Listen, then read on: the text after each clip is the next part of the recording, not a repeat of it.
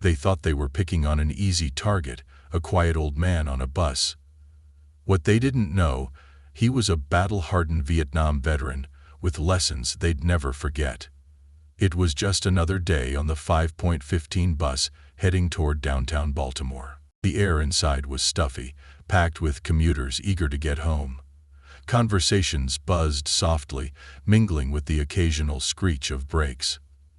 Near the front, an elderly black man eased into his seat. His hands, rough and weathered, rested atop a cane that seemed to carry just as many years as he did. His clothes were simple, a well-worn jacket and neatly pressed slacks, reflecting someone who valued dignity over flash. No one paid him much attention at first. He was the kind of figure you'd glance at and then quickly forget, blending into the everyday scenery. But his posture carried something different. He sat tall, his gaze steady, as though no weight of the world could bend him. Yet the faintest crease in his brow hinted at a life that had seen its share of storms. 3 seats back, a group of teenagers boarded, their laughter sharp and loud. They moved with that careless swagger of youth, scanning the bus for their next source of entertainment. One of them, a lanky boy in a bright red hoodie, caught sight of the old man. His eyes lit up, not with respect but with mischief. He nudged his friends, whispering something that set off a chorus of snickers. Lucas glanced at him. The man remained still, looking out the window as the city streets blurred past. If he heard their murmurs, he gave no sign. But the boys weren't satisfied with just whispers. They wanted a reaction. "Hey, old man," the boy in red called out, his voice cutting through the hum of the bus. "You lose your walker or something?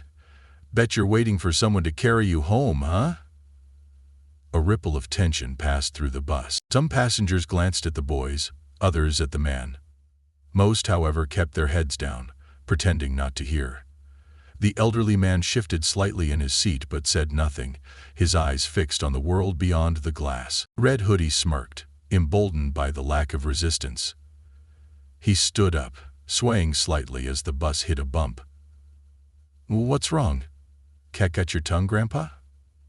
The man's fingers tightened imperceptibly around the cane, but his expression remained calm. The faint flicker of something, patience maybe, flashed in his eyes.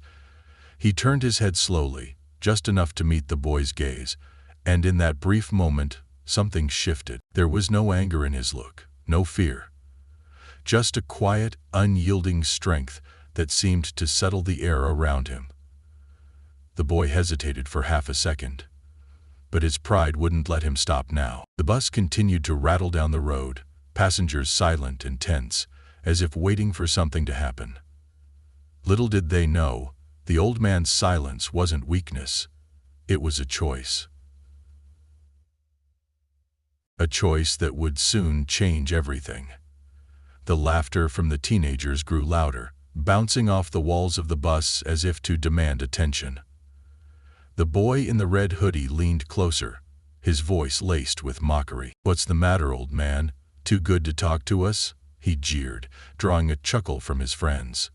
One of them, a stocky boy wearing a backward cap, joined in. "Probably can't hear us. You need a hearing aid too?" The elderly man remained seated, his cane now resting firmly between his knees. His face betrayed no emotion, no sign that the taunts had pierced his calm exterior. But his hands, calloused and steady, tightened ever so slightly around the worn wood. He glanced briefly at the floor, as if grounding himself in the present moment. Across the aisle, a young woman shifted uncomfortably in her seat. She shot a wary look at the teenagers but quickly turned her attention back to her phone. He backed up a step to the van, his eyes settling on the television set. A man in a gray suit adjusted his tie and buried his nose deeper into a newspaper, his discomfort obvious. No one wanted to get involved. The boy in the red hoodie smirked at the silence. "Oh, look at him," he said, turning to his friends. "Dude probably thinks he's too good for us." He smiled. "What are you, some kind of king or something?" "Yeah," another boy chimed in. "You gonna knight us with that cane, Grandpa?" The taunts were sharp, their voices tinged with the recklessness of youth. They laughed louder, encouraged by the man's silence and the passenger's refusal to intervene. "You shouldn't do that, Carminer." The old man shifted slightly, tilting his head as if observing a distant memory only he could see. "Say something," Red Hoodie demanded, his tone now edging into irritation. "Or are you scared?" The bus lurched to a stop at a red light, the sudden jolt silencing the chatter momentarily. The man finally spoke, his voice low but firm. "Respect is a lesson some people only learn the hard way." The words were simple, but they carried weight. They hung in the air, heavy and undeniable. For a moment, the teenagers exchanged glances, unsure of how to respond. But Red Hoodie quickly recovered, masking his unease with bravado. "Oh, so he talks now," he said, his voice dripping with sarcasm. "Respect, huh? That's rich, coming from someone who's too scared to stand up for himself." The old man turned his head slightly, locking eyes with the boy. "Yuku, stop when you're 22, and you don't appear half the man. You think strength is loud, don't you? You have no idea what strength looks like." The bus fell into a tense silence, every passenger now fully engaged in the unfolding drama. Even the boy's friends seemed unsure, their laughter fading into nervous grins. The light turned green, and the bus jerked forward, its passengers swaying with the motion. Red Hoodie took a step closer to the man, leaning over him with mock intimidation. "Why don't you show us then? Let's see how strong you are." The old man sighed, a long, measured exhale, as if bracing himself for what was to come. His eyes flickered toward the boy, calm, unreadable, and somehow unshakable. It wasn't just the boy who was about to get an education. Everyone on that bus was about to witness something they wouldn't forget. For a moment, the bus seemed to shrink, the tension so thick it pressed on everyone. The elderly man remained still, his cane steady between his hands. His gaze didn't waver, but in the silence that followed, his mind drifted, unbidden, to another time. 40 years ago, he had been far from Baltimore, standing knee-deep in the humid swamps of Vietnam. The air was filled with the deafening roar of helicopters and the sharp staccato bursts of gunfire. Every muscle in his body had been taut, every nerve on edge. Survival wasn't a choice. A keep it simple, deliver the mission and the bottom line. It was instinct. He had been barely more than a boy then, younger than the kids taunting him now. But war had aged him fast. He remembered the faces of his brothers in arms, men who had stood with him in those impossible moments. Some were gone now, their memories living on in fragments, like the sound of their laughter during quiet nights in camp, or the way they'd share stories of home. He had carried the weight of their loss long after the war ended, their sacrifices etched into his very being. The bus jolted over a pothole, snapping him back to the present.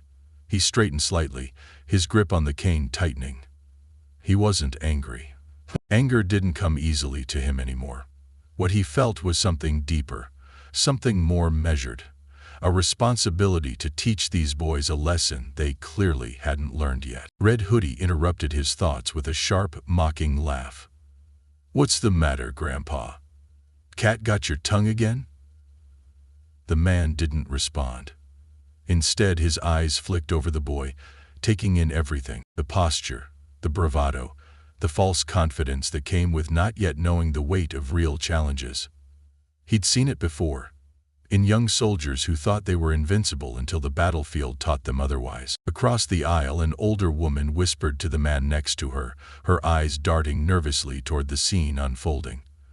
No one spoke up. No one intervened. Charlie began to see patterns in the situation. The silence wasn't fear, exactly. It was more like an unspoken agreement to stay uninvolved. The man finally spoke, his voice steady and deliberate. "You remind me of someone I used to know," he said, his tone carrying an edge that stopped the boy mid-laugh. "Oh yeah?" Red Hoodie said, trying to sound unfazed.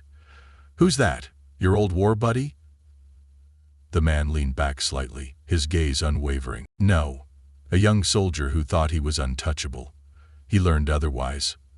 Hmm? The boy snorted, but his friends were noticeably quieter now, their smirks faltering.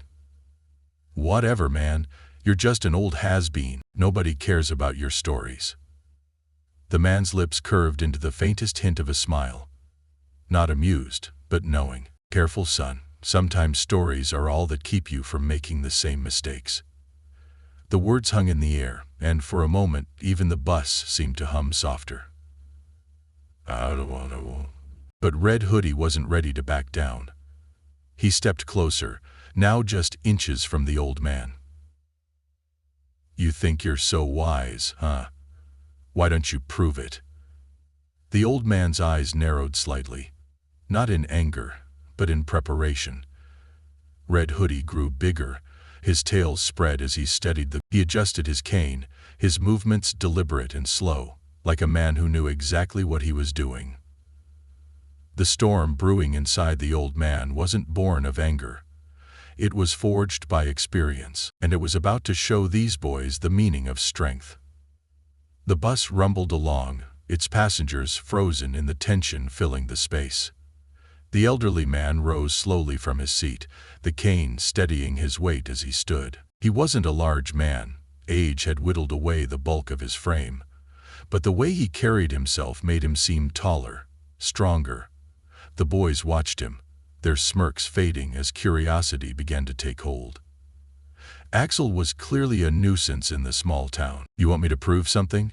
The man asked, his voice calm, almost quiet, yet somehow commanding the attention of everyone on board. His eyes locked onto Red Hoodie, unwavering. Let's talk about proof. Red Hoodie chuckled nervously, taking a half step back. What? You gonna hit me with that cane, old man? The man's hand brushed the top of the cane, but he didn't lift it. No, he said simply. The two framed chips of the clock were moving down to settle upon the smaller frames that rested across from them. But I will teach you something your mouth clearly hasn't learned. Restraint. The air felt charged, the kind of energy that prickled at the back of your neck. Corey had his page out. The other passengers watched with wide eyes, some leaning forward as if not to miss a single word. Do you think this is strength? The man continued, gesturing at the boys posturing. Loud words and trying to embarrass someone in public? It's not strength, it's fear. Fear that the world will see you for what you really are. The boys' friends shifted uncomfortably, their confidence visibly waning. One of them muttered, "Come on, man. Let's just sit down." But Red Hoodie wasn't ready to let it go. His pride was on the line now, and he couldn't back down in front of his crew. "You don't know anything about me, old man," he shot back, though his voice lacked its earlier edge. "I know more than you think," the man replied, his voice still calm, steady. "You see this cane? It's not just a stick. It's a reminder. Every scar, every ache in these old bones comes with a story.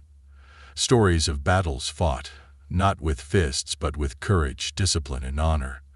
Things you wouldn't understand because you've never had to earn them." The boy's bravado faltered. His hands clenched into fists, but he didn't move. The old man leaned in slightly, his gaze piercing. Do you know what it's like to watch your friends die so you can live? To carry their memory with you every single day, knowing you owe them more than you can ever repay?" The words hit harder than any punch could have. The boy blinked, his jaw working as if he wanted to say something, but no words came. The bus was silent except for the rhythmic thrum of its engine, the other passengers riveted by the scene unfolding before them. "You're lucky, kid," the man continued, his tone softening just slightly. "You don't have to learn these lessons the hard way, but keep going like this, disrespecting people, thinking the world owes you something, and you'll find out soon enough. And when that day comes, you'll wish you'd listened." The boy's face turned red, not from anger, but from shame. He looked away, his shoulders slumping slightly. His friends avoided the old man's gaze, their earlier laughter now a distant memory. The bus driver glanced in the rearview mirror, his brow furrowed, but his hands steady on the wheel. No one else moved. The silence was deafening, filled only by the sound of the bus gliding down the road. Peter hesitated, then pulled up in front of the lodge. The old man straightened, his posture as unyielding as ever. "Now," he said, his voice firm, "take your seat, or get off this bus." Red Hoodie hesitated for a moment, then muttered something under his breath before retreating to his seat. His friends followed, their heads bowed, their bravado shattered. The confrontation was over, but the lesson had only just begun. And it wasn't just the boys who had something to reflect on. Brian said, as the teenagers sank into their seats. The tension on the bus began to ease, though the silence lingered. Passengers exchanged quiet glances, some with approval, others with disbelief. The elderly man remained standing for a moment, his grip on the cane firm but relaxed. His gaze swept over the bus, landing briefly on each passenger before he slowly returned to his seat. A middle-aged woman sitting near the front finally broke the silence. "Sir?" she said, her voice hesitant but respectful. "That was brave." Her words carried a mix of admiration and guilt, as if she regretted not speaking up sooner. The man turned his head slightly, offering her a small nod. "It wasn't bravery," he replied, "just doing what needed to be done. That's what gets your reputation." Behind him, Red Hoodie and his friends were unusually quiet. The boy stared out the window, his arms crossed tightly over his chest. His friends whispered amongst themselves, their voices low and subdued. It was clear they had been shaken, not just by the man's words, but by the realization that their actions had consequences beyond a quick laugh. The bus rolled on, its engine humming softly. A young man near the back, wearing headphones slung around his neck, spoke up. "Vietnam, right?" he asked, his tone tentative but curious. The old man turned slightly, his expression unreadable. "Yes," he said simply. "My grandfather served there," the young man continued. "He never talked about it much, but when he did, for what you did, for what you gave." The old man's lips curved into a faint smile. Now, perhaps, he could finally speak of his sorrow. "We all gave something," he said, "some of us more than others." The words hung in the air, heavy with meaning. Several passengers nodded quietly, the weight of his statement sinking in. The atmosphere on the bus had shifted entirely. Where there had been tension, now there was reflection, a shared understanding of the gravity of the moment they had just witnessed. One of the boys in the group, the stocky one with the backward cap, cleared his throat awkwardly. "Sir," he said, his voice barely above a whisper. I'm sorry. We shouldn't have said those things." The man turned to look at him, his expression softening slightly. "Apology accepted," he said. "It's practically our job to suffer. But remember, respect isn't something you give just because someone demands it. It's something you give because it's the right thing to do." The boy nodded quickly, his face flushed. Red Hoodie didn't say anything, but he shifted uncomfortably, clearly wrestling with his thoughts. The bus slowed as it approached the next stop. The old man glanced out the window, his eyes briefly scanning the familiar street corner. Potential friends? Or an arrogant cop hiding in the shadows in the lowest building? He tapped his cane once on the floor, then rose to his feet. Before he exited, he turned to face the bus, his voice carrying over the hum of the engine. "Kindness and respect cost you nothing," he said, addressing no one in particular, yet speaking to everyone. "But withholding them can cost you everything." The door hissed open, and the man stepped off, his gait steady, his presence lingering long after he was gone. The bus remained silent as it pulled away from the curb, passengers lost in their thoughts. They had witnessed more than a confrontation. They had witnessed a lesson in dignity. And for some, that lesson would stay with them long after the bus ride ended. As the bus rolled on, the atmosphere remained heavy with contemplation. Conversations that had once filled the space with idle chatter were now whispers, or silence altogether. For many on that ride, the old man's words echoed louder than any noise they'd heard all day. Red Hoodie sat slumped in his seat, his once bold posture deflated.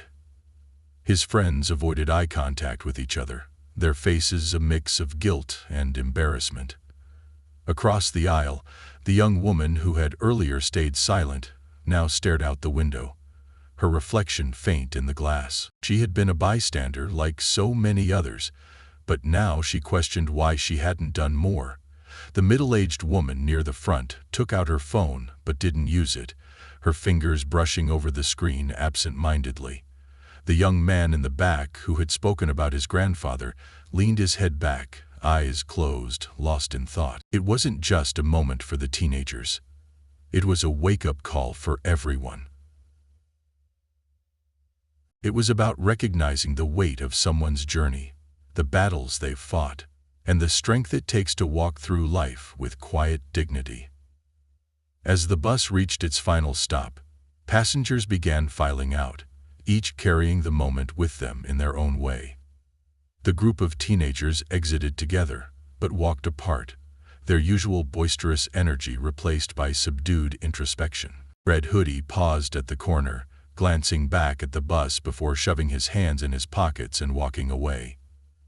For the passengers who remained, the silence spoke volumes. They had witnessed a simple truth delivered with unwavering resolve.